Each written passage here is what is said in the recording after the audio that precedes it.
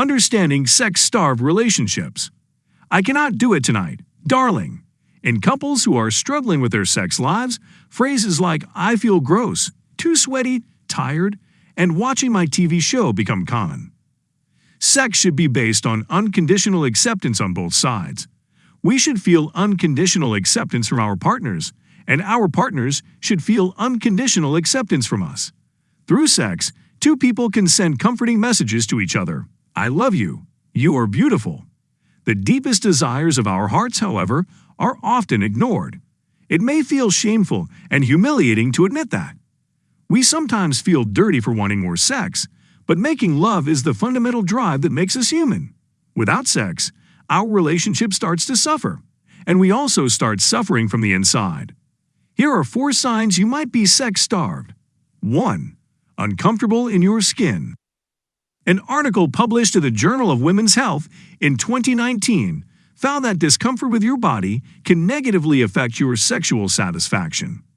Sexual activity is influenced by the feeling of attractiveness. It is important to feel that your partner enjoys and loves your body during sex. Being yourself is comforting when someone accepts you exactly as you are.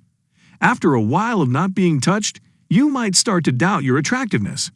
As more time passes, you might feel rejected because you're not pretty enough. 2. Lower relationship satisfaction.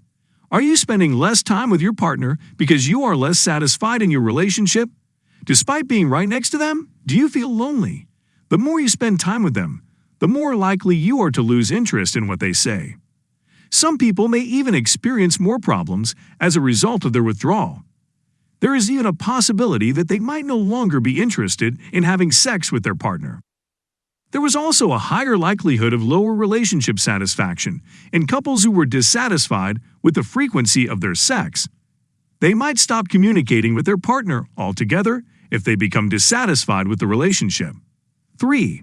Frustration has taken over love. Many people report feeling angry and frustrated when they are unable to have more sex for some reason, feeling mad because you haven't had any sex. Sometimes, the tiniest things become unforgivable mistakes, such as a messy kitchen or a pile of trash waiting to be thrown away. The anger you're experiencing didn't happen overnight, and your partner might look at you bewildered. It has been building up inside you, negative feelings associated with rejection. When that happens, you need to learn how to deal with all those intense emotions. It may also drive your partner further away if you lose your temper more often. 4. Forbidden fantasies. Lack of sex can sometimes lead to a forbidden fantasy. The feeling of being touched by someone else may be a yearning on your part, whether you feel it physically or mentally. You can't fulfill all your desires because of unfulfilled desires, not because you don't love your partner. You might fantasize about other people if you were single and available when you lack the love hormone from sex and bonding. Is it possible for you to imagine yourself with another person sometimes? For those who do, this can be hard to admit, even to yourselves. As a result, you feel even more guilty and ashamed and feel terrible. Be gentle with yourself, regardless of how bad your feelings are. Being human means feeling what you feel. A word of advice: love is expressed through sex. Additionally, it contributes to your physical and emotional health, as well as your relationship with your loved one. While you may feel deprived, it's crucial to remember that your spouse's perspective is equally important. It's not fair to shame them for wanting less sex and vice versa, just as you shouldn't shame yourselves for wanting more. Couples should not feel forced to have sex if they don't want to have it, even if they're dating or married. To find out whether there is a problem, it is always advisable to ask them directly, "Honey, is there something we should talk about?" A conversation always works wonderfully in any relationship.